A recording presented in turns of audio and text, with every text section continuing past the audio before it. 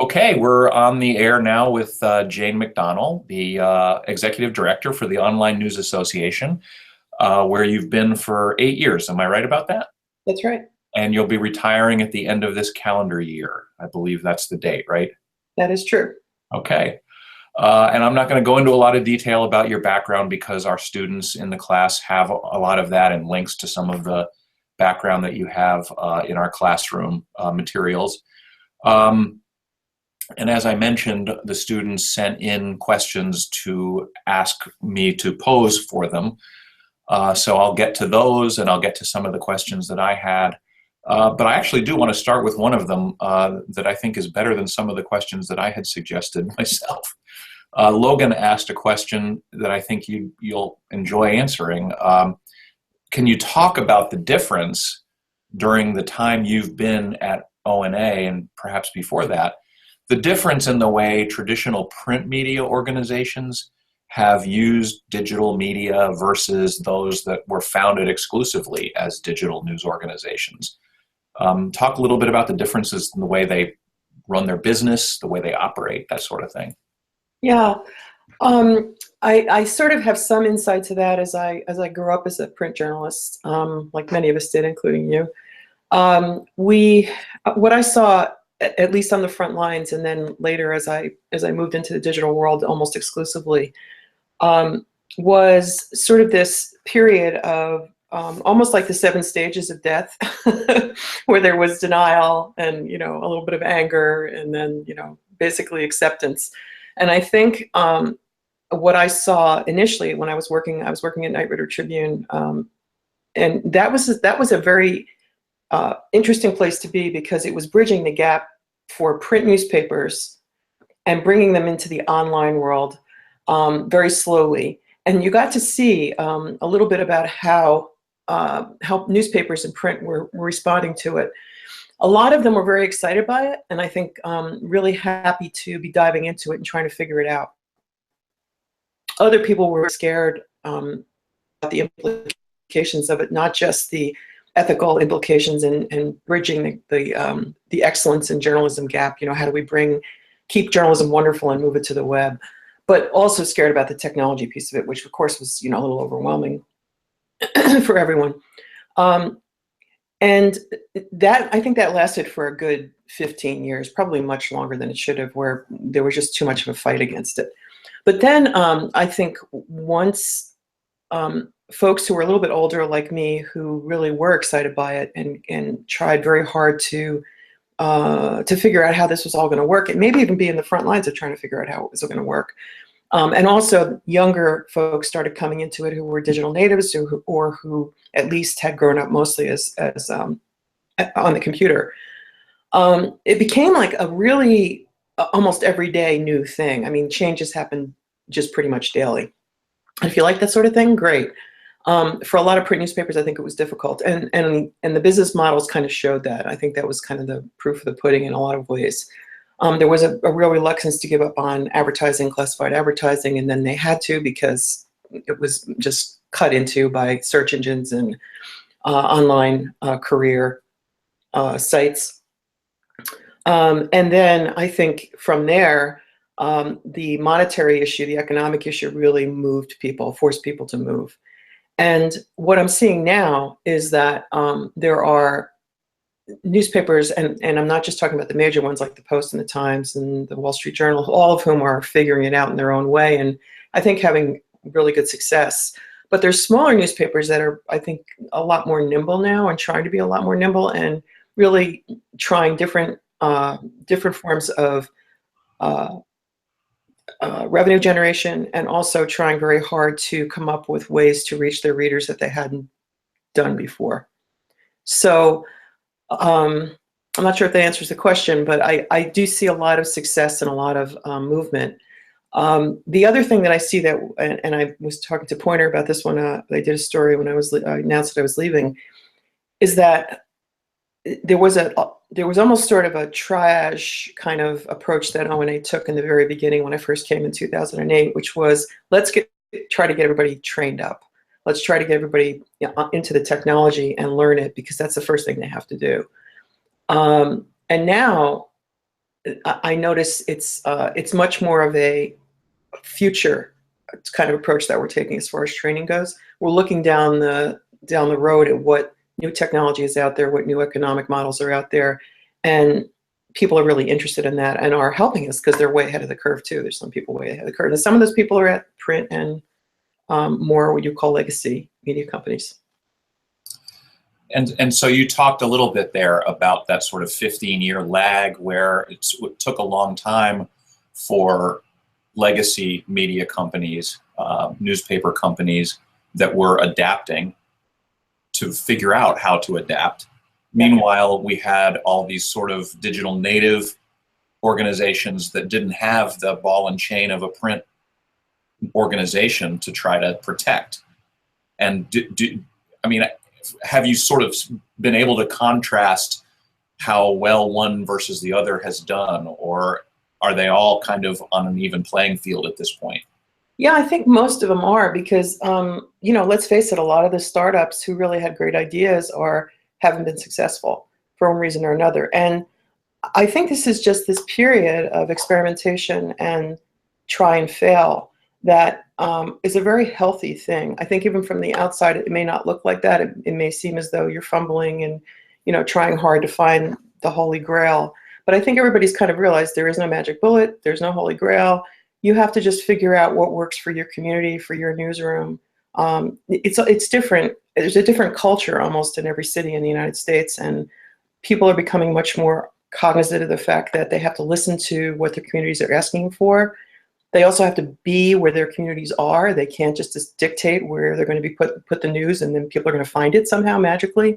So I think that's changed a lot too, where folks in the newsroom are saying, okay, we can't be the guardians of the news. We can't be the build it and they will come. We have to go where they are. So I think that again, there's smaller newspapers that are really experimenting and doing that well. There's also digital only media companies that are trying to find the right space for them. So there's some that are doing it incredibly well. BuzzFeed is one of them. You know, BuzzFeed has a really interesting business model. They have an interesting news model.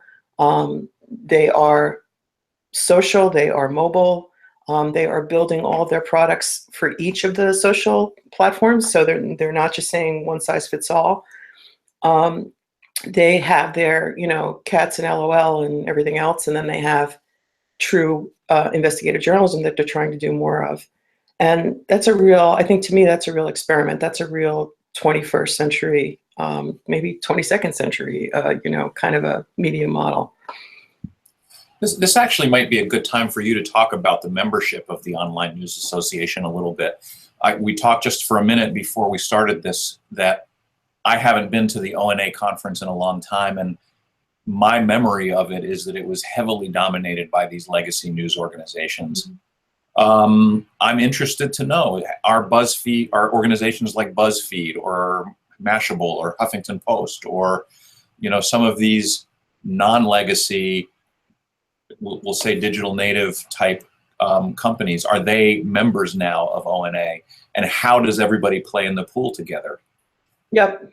I joke that when I first came to ONA, when I first came as executive director to ONA, I went to a conference and the room was evenly divided between legacy and new folks, and there was a lot of tension and a lot of, you know, less camaraderie, let's put it that way, than there is now. It's a totally different experience now, and I think one of the most encouraging things that you can see when you walk into a hotel with 2,200 people is how excited everybody is. It's pretty amazing. One of the interesting things about the last couple of years has been we've asked who were first timers, and this year we had 900 out of 2,200 people who were first timers, and it's been sort of like that for the past, I'd say probably last maybe 4 years, 3 or 4 years, which is a really interesting fact, right? I mean, it means to us, I think it indicates it's a data point for the health of the industry. And it also indicates that there are younger people who are coming into the ranks who aren't afraid of journalism, which is really, really heartening. And communications. I mean, they really are very interested in the fact that they see a lot of new things happening. they know that it's a little scary, that they may join a place that may be closed down in a year and a half or 2 years, but they're interested in figuring it out. And that's much, much different than it was. As you know, it's much, much different than it was 8 years ago. The people who present, the people who are members, the people who attend are all from new organizations. So we've had everything from BuzzFeed to Reportedly, which just closed down, as you know. The types of people we asked to present as keynotes, like we had Facebook as a keynote, so we're very open to sitting down and talking with them about how they see themselves as not a media company. And those conversations we try to have in a very collegial way. Like we know that this is the future. We know that we're going to be working with Facebooks and Googles and Twitters, and we want that to be a very robust relationship. You know, we want to make sure that newspapers, digital media companies are coming out on the right end of that partnership. So to us, it's very important to be able to have those kinds of discussions and not build up walls between them. So yeah, to answer your question, I think that the conference is, as a lot of people say, it's a conference you go to and you don't feel like slitting your throat. So that's probably the best way I could put it. Well, that's great, because I remember feeling very energized when I'd leave that conference and just filled with a notebook of great ideas that I couldn't wait to get back to my newsroom and try to implement. And it sounds like it's still the case. That's good to hear, yeah. And we heard a lot of that when we do our surveys. Good.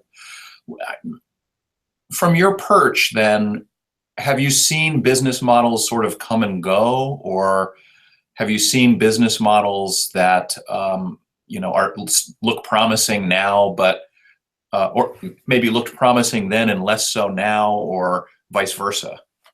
And can you give us some examples? Sure, tons. I think it's going to continue to. So it's kind of an interesting time to be alive in media.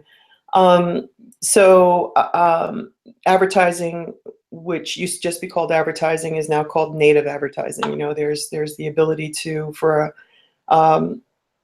a advertiser to say, I'd like to have my story told in a way that readers will really listen to, and the media company becomes involved in that on the advertising side.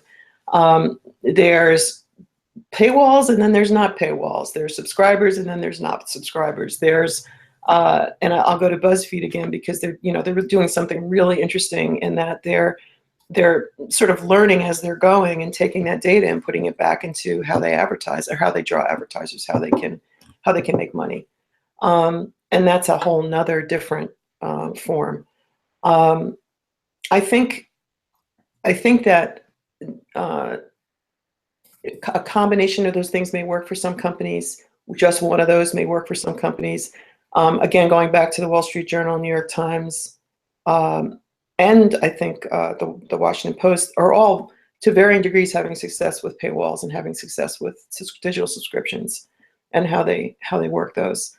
If you had asked us 5 years ago or 4 years ago, we would have said, forget about paywalls, just drop them. You know that. So it's a constant experimentation. Well, I'm glad you brought that up.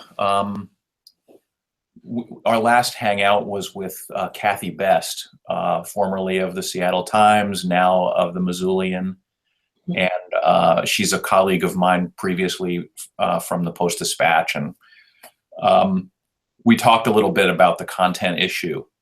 And one of the pieces that our class will be reading, and in fact is already starting to read, is that Riptide report. From the Shorenstein Center at Harvard, the three guys and they actually did a hangout with our class a couple of years ago. And it's hard to escape the conclusion that, yeah, it would have been nice if we charged for content, but that's not the original sin. And it's just not fair to blame free content on the downfall of journalism or newspaper journalism. I guess I'm wondering what your perspective is on that and why. Yeah, I tend to agree with that. I do think that I think that the real downfall of newspapers and print, which is I think where it all started, obviously, was just an inability to move. I honestly think that, and I say that having been there and having been frustrated and not seeing a lot of leadership when it came to that. Yeah, and knowing that there was a lot more over the hill, but you just couldn't get anybody to go over that hill.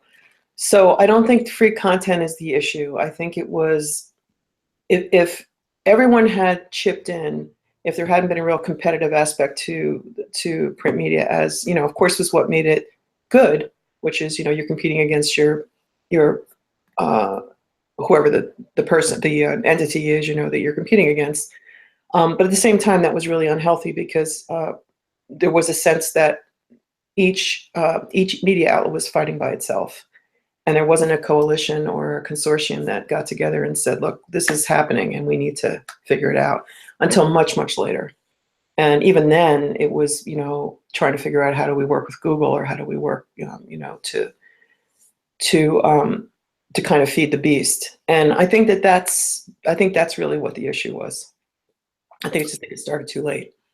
Yeah, I think you're right. And I think vision and leadership definitely, and sort of the ability to give up some short-term gains in order to invest in our business in a way that allowed us to attract good developers, to create innovative products, and maybe not report as large profits each quarter in order to do that. Yep. But so I have a, sorry, am I interrupting? No. I was agreeing with you. Okay. So I have a question from Gayla, who wanted to know, it sort of dovetails a little bit with what we're talking about here. Maybe you could just talk about what the biggest change in journalism you've seen in your career, and how you've adapted personally to some of those changes. Yeah. Hi, Gayla. So I'd have to say all of the above that we were just talking about, obviously. But the biggest change is technology. And we just, at the conference in Denver, which we just came back from September 15th to 17th, when we opened, we announced that we were in a partnership with Knight Foundation and Google in a initiative called Journalism 360. And what that is VR, AR, a virtual reality, 360. And I think that to me sort of says it all right there. The fact that we're talking about. Can I just interrupt briefly? So VR, virtual reality, AR, augmented reality, can you define that briefly? Sure. It's an immersive experience for the viewer or the reader. It puts you in various different ways. Virtual reality is different than an augmented reality, but it puts you into the experience of the story.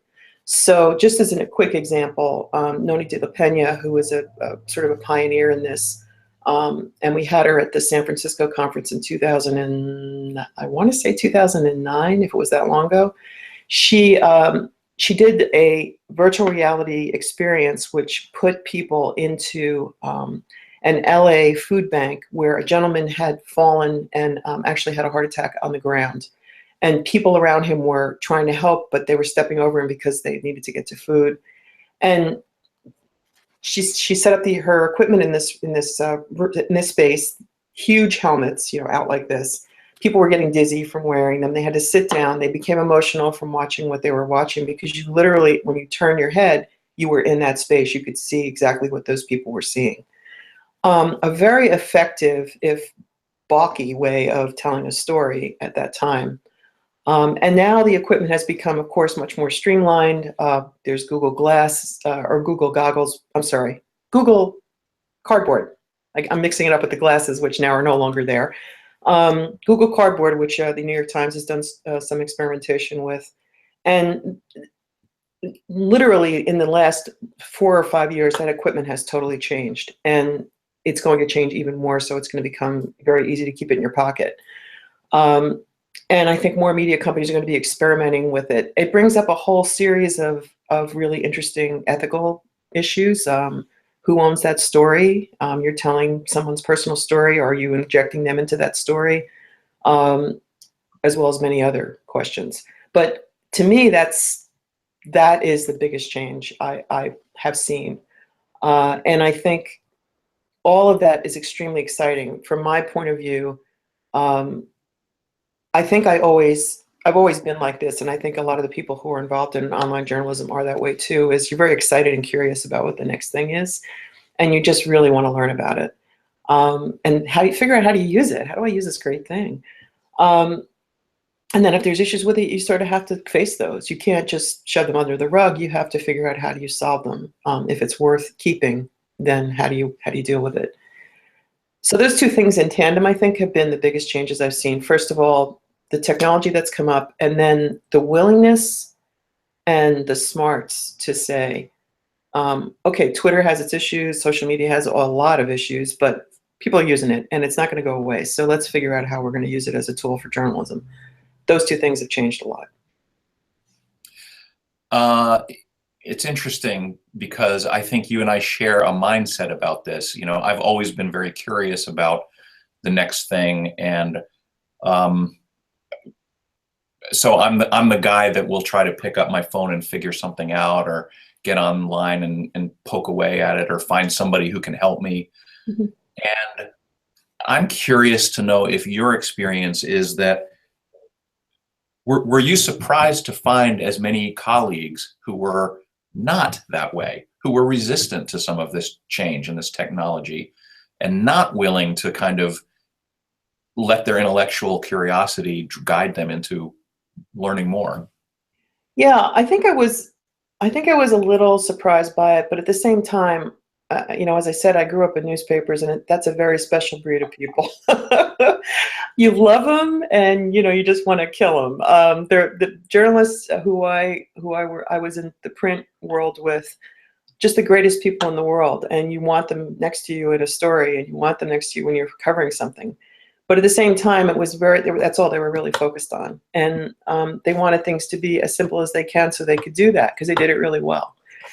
And then there were those people who said, you know, I think there's a better way of doing this. There's a cooler way of telling the story. Let's try to figure that out. But there was a lot of resistance to that for all those reasons. I can't honestly say that once I came to ONA, that I gave up on those people. I mean, as I said, we did a lot of like emergency, you know, please come to these trainings. They're free. We'll give you free training. Just come, because your job depends on it. You know, your livelihood depends on it. And people really did take us up on it. People who were very confused and lost, and you know, and then others found another way to do the work that they do the way they wanted to do it. I mean, there's still long form journalism. There's still, you know, there's still sort of old print media around, and that's great. I mean, I love newspapers. I read newspapers every day, print newspapers, and I think that that's an incredibly important part of the public good. And I would say that everything can coexist, right? So. Sure. So one of our students joined us. Brendan is on the call, although I recall now that he doesn't have a webcam, so we cannot see him. Hi, Brendan.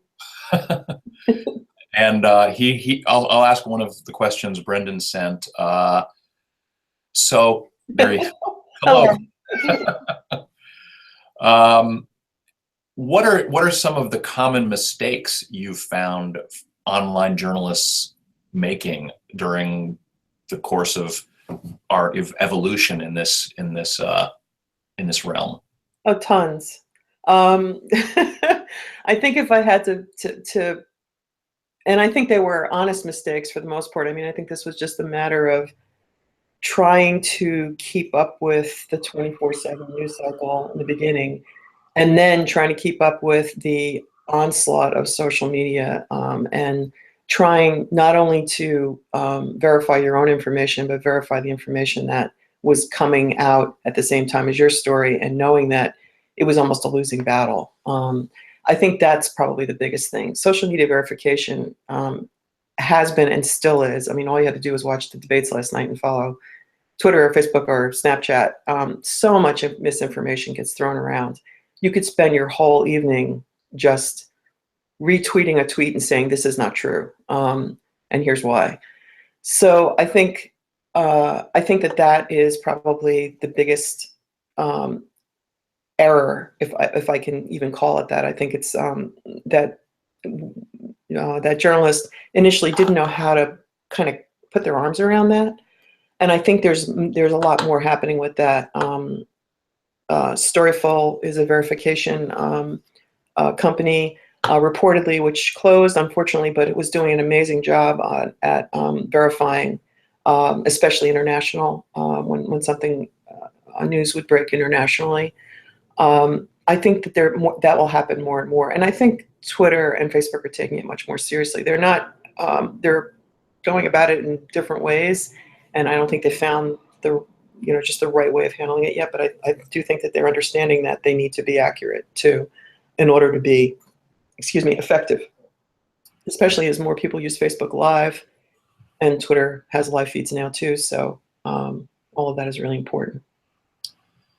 It's a good point, and it leads to another one of our students' questions. But I'll preface the question by reminding our students about Kathy's Hangout a few weeks ago, and she talked about some of the stories during her tenure there. The Seattle Times won 2 Pulitzer Prizes, and I can't remember which one of them she talked about, but she actually had her editor working Twitter during the course of the development of one of these stories, and he was the guy who was posting verified information on their Twitter feed and helping to try to verify other information that was being tweeted during the course of that story. And so I guess the question that Logan is asking is to talk about the emergence of social media platforms and how consumers can receive news so instantly from all of these sources. How does that affect traditional, I won't even say traditional, but brands that do journalism? Does that make sense? Yeah, I think it's huge. As I said, it's probably one of the bigger challenges that we have. And I do think that and we all know Facebook, how the power of Facebook is in terms of pushing people to media. That they are probably the most powerful in that sense, and they're only going to be building more tools to allow folks to self-publish. So I do think that it's evolving just like everything else in media and online journalism is, but that in particular is really evolving in a way that media companies need to be on top of and need to be partnering with. One of the reasons we had, as I mentioned earlier, one of the reasons we had Facebook as a keynote was so that we could talk about Facebook Live, so we could talk about news feeds, so we could talk about all of the things that Facebook's doing and what it means for journalists.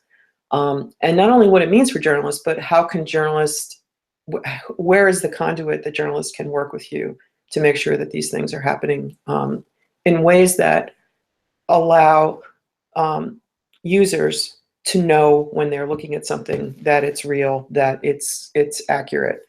I think Facebook is just starting to grapple with the fact that this is something that they need to do.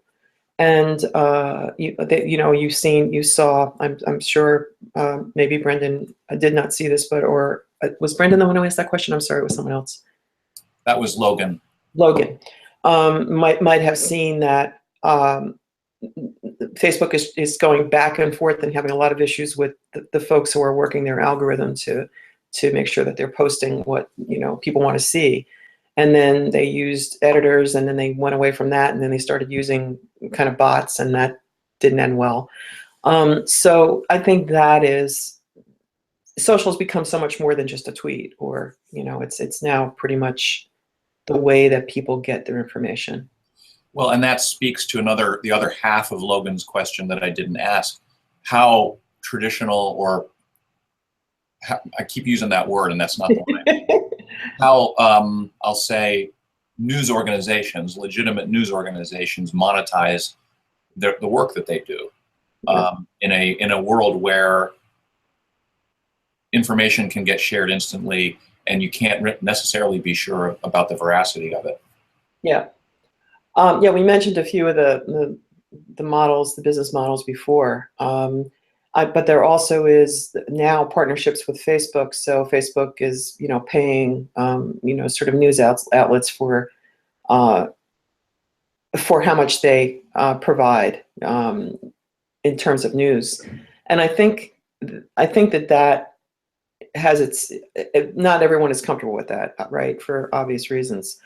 Um, but I think that's a model, a revenue model going forward, that as media companies are working with these huge technology companies that are becoming media companies, whether they'd like to say that or not, that those partnerships have to be worked out very carefully. And to me, that's probably one of the places that media companies should be looking at very, very seriously. The bigger they are, the more they should be looking at it, and I think they are. Um, and then, of course, there's again what BuzzFeed is doing, which is sort of taking the information that they're getting from their readership and from their usership and molding it for advertisers, so that advertisers know where their readers are going, where their users are going, and understanding them better, so that they can produce content that is more interesting for them and will bring them to their content. That is data. That's reading user experience, and those jobs, especially data and especially working with algorithms, and developing is huge for media now. So that's another place where I think there's ample room for new business models and also jobs, by the way. We'll shift gears slightly here to a question from Dawn, and she references looking at your bio and seeing experience in nonprofit digital news spaces, and I wonder if you can talk about that as a business model for journalism, and where you see success stories, where you've seen maybe failures in that area, whether you see that as a fruitful pursuit. Yeah, I think there's some cautionary tales in nonprofit journalism, but there are some successes now, which is terrific. Obviously, ProPublica is one, and most nonprofit media get their money from foundations and from grants, which is a wonderful thing. And media has become, I think, over the last 7-8 years, much more important to foundations, as they're realizing that you really need media. You really need journalism, much more than they had originally thought. But it's a very slippery slope. You depend on the foundation money. It takes a long time to get grants, and when you do get them, they're only for a particular amount of years, and then when those run out, you're sort of scrambling again. So for nonprofits, I think you have to be very careful about what you promise. You have to deliver, and once you deliver, before you even deliver, you have to know what your next step is, because you have to apply for a grant again. So that's how most nonprofits work. There are some, like the Texas Tribune, that do a terrific job with events. They have live events, and they just kill it at that. They have they have very smart people there. Emily Ramshaw's there. She's terrific. And they also have, if I'm not mistaken, Texas Tribune has also had a fairly significant or successful subscription model too, or donation model. So donations is another way outside of subscriptions that you can leverage some money. There's memberships. You can sell memberships to whatever it is that whatever product you're delivering.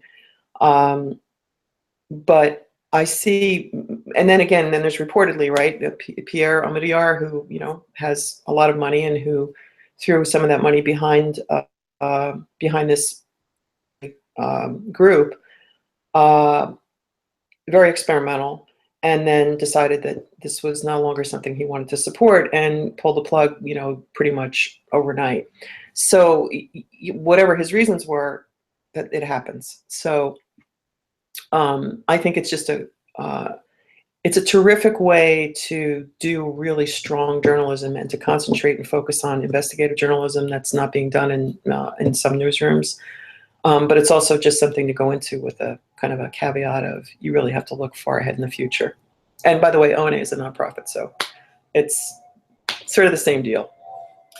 ONA is a nonprofit with the best URL out there.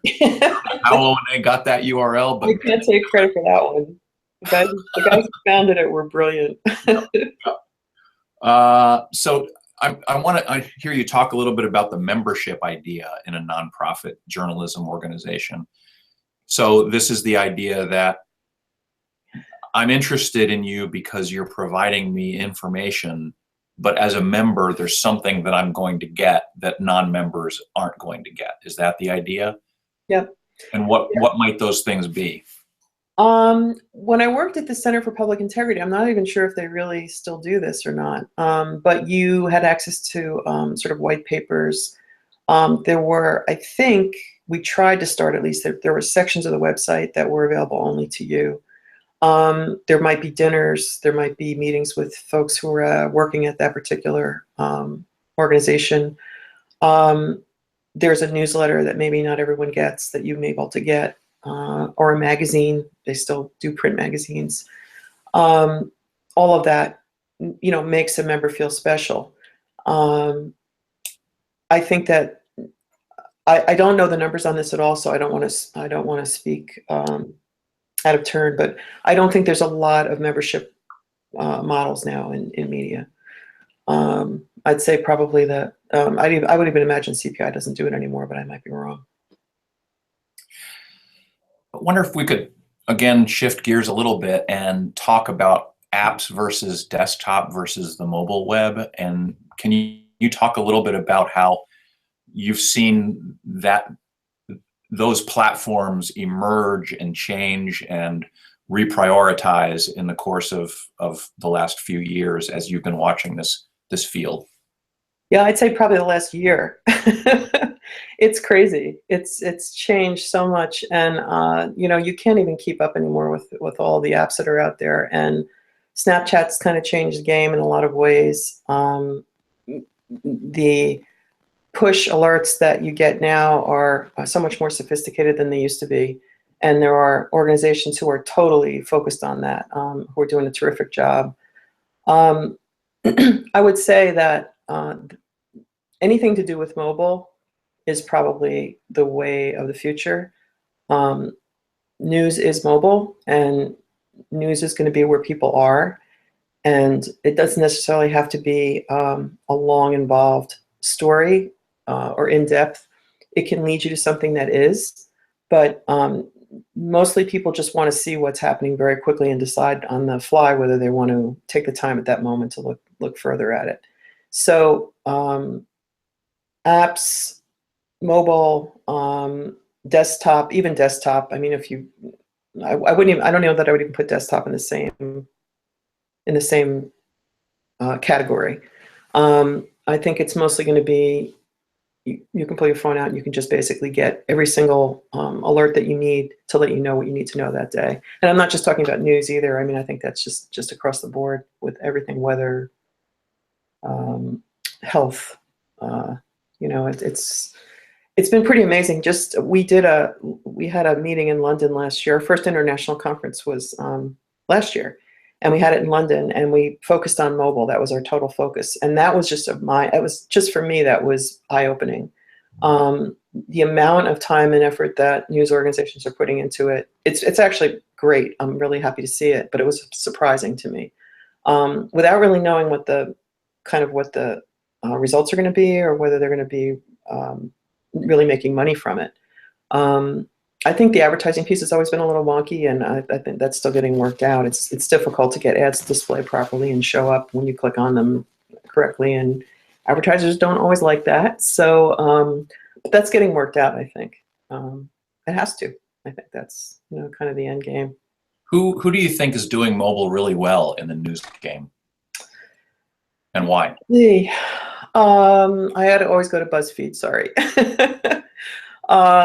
And I think when it comes to good mobile, I think what's the word I'm looking for? The gold star is, gold standard, excuse me, is if you can pick your phone up, you are given an alert in a very, very easy, informative way. It's written in a way that makes you want to click on it. And when you click on it, you get a very easily renderable story and art or data or graphic or whatever it is that you need to look at for that particular piece on whatever platform you're looking on it, right? So it could be Snapchat, it could be Twitter, it could be Facebook, it could be anything. Or it could send you back to that news outlet site. BuzzFeed does that really well. Vox does a great job at it. And Vox, Verge, I mean, all of the various Vox media companies are very good at it. ESPN's great at it. I'm trying to think of who else. Actually, the New York Times is terrific, and the Wall Street Journal. I mean, the Washington Post is very good at it too. So I think it's a branding issue. And it's also a community thing. If you know your community, you know your readers, you know your users, you may not look like the next person who's doing it. You're basically making it, customizing it to the person who's on that phone. I know that for many years, when I was working for a newspaper on the digital side, user-generated content was a big issue and something we talked a lot about.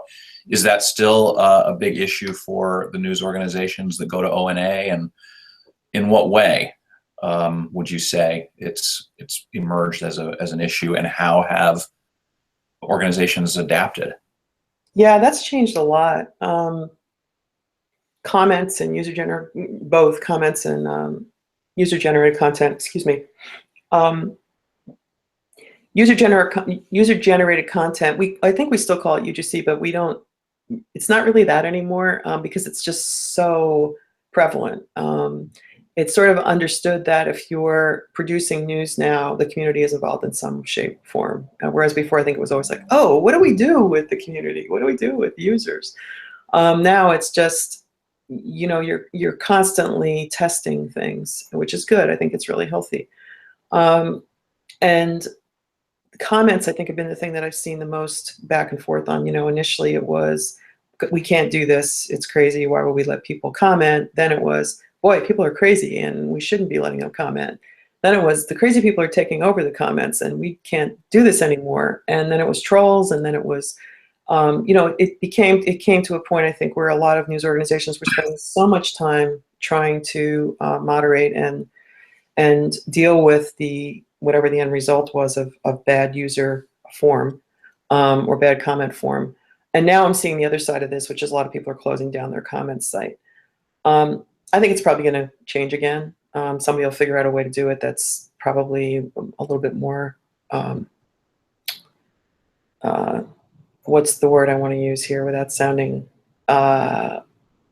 people will be more genteel about their comments, and they'll figure out a way to weed out the ones who aren't. But in this day and age, I think it's really, really difficult to, especially with what's happening on social media with trolls and doxers, and it's ugly. And I think there's no reason to subject people to that.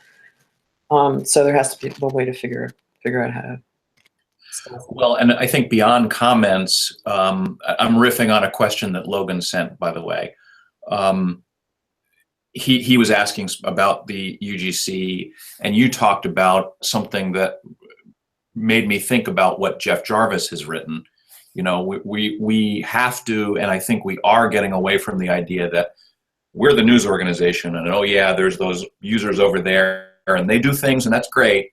But what you're talking about and what Jeff Jarvis talks about is, no, we can't treat them like they're those people over there. We have to find a way to work as a community to inform the community.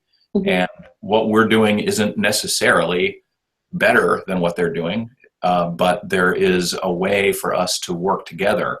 And so Logan's question is about, with social media and with high quality, smartphone tools, what do you see where there are great stories about news organizations that are collaborating with the community that they're covering in that way?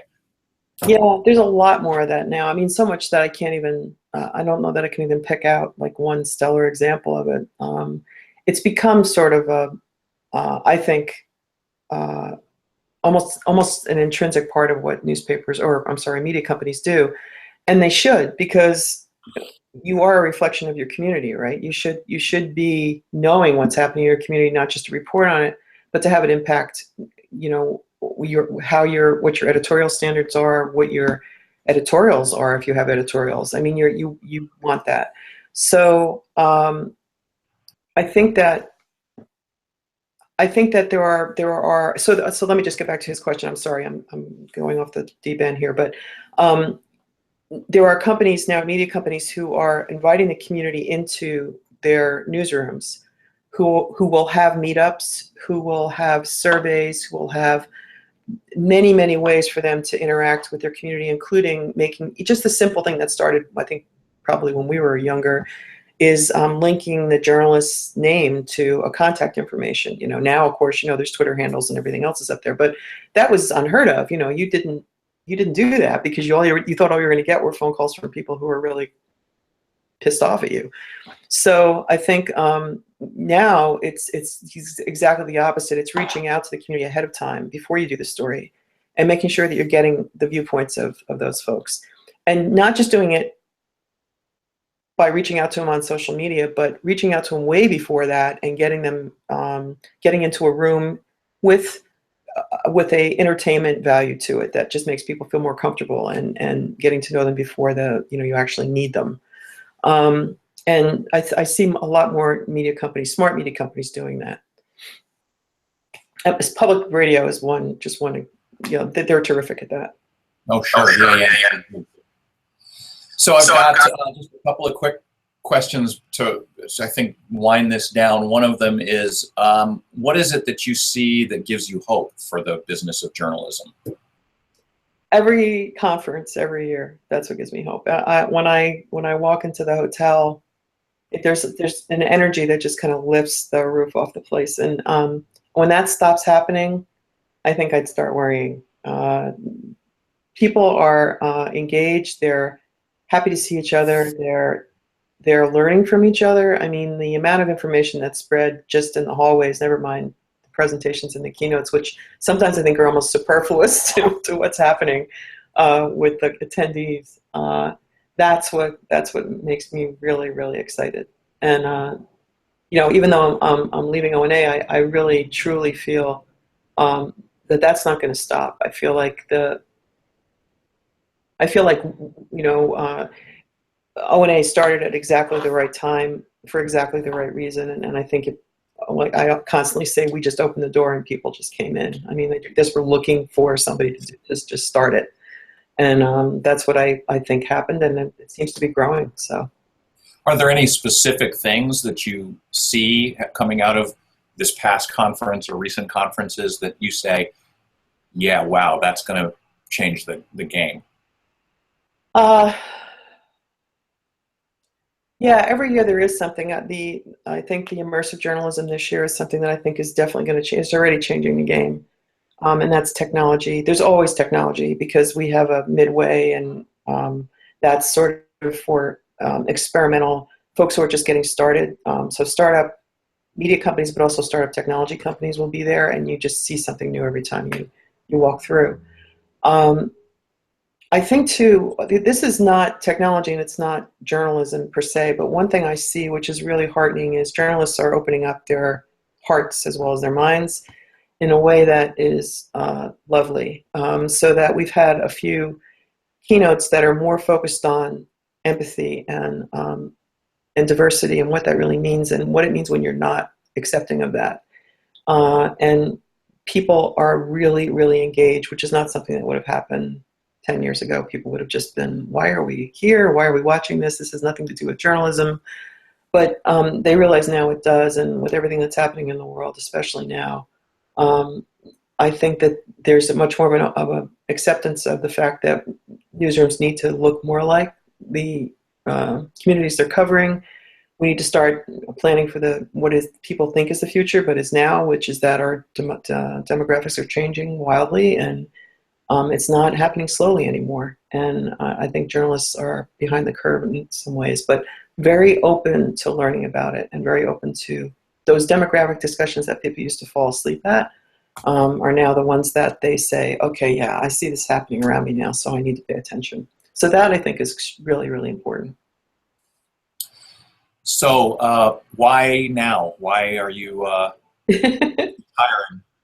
I always feel so weird when I answer this question because I don't really have any plans. I'm leaving ONA at a time I think, everybody says you should leave when things are good, and I think they are.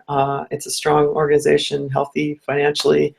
I think it's got a fairly good reputation. And I feel as though I brought it to where, with the board and with the staff and with the journalism community, we brought it to a really nice place. And I think that there's probably some other folks who can take it to the next level. So we bought a place in Maine, and we are not moving there full time, but we'll be there some part of the year. And I want to travel, and I want to just see what else journalism has in store for me. I kind of have a feeling there's something else. We'll see what happens with quiet. So knowing that this is a business of communications / journalism class, is there anything that I should have asked you that you wanted to get to, or that you thought we should get to, that you can pass along now? And it's okay to say no. So that was a pretty wide-ranging discussion, I think. I can't really think of anything. I would just, say to your class that what I would hope someone would have said to me when I started, whether it's communications, and I worked a great deal in communications too, so I know that world quite well, is to, if you love it, if it's in your heart, and if it's something that you feel energized by when you wake up, that you should just keep doing it. Don't get discouraged. That's great. Glad to hear that. I think we're wrapped up here, and I just want to say thank you again, Jane, for taking the time to speak with me, and by extension to the rest of the students in the class. And I know they'll get a lot out of this discussion. So thank you again.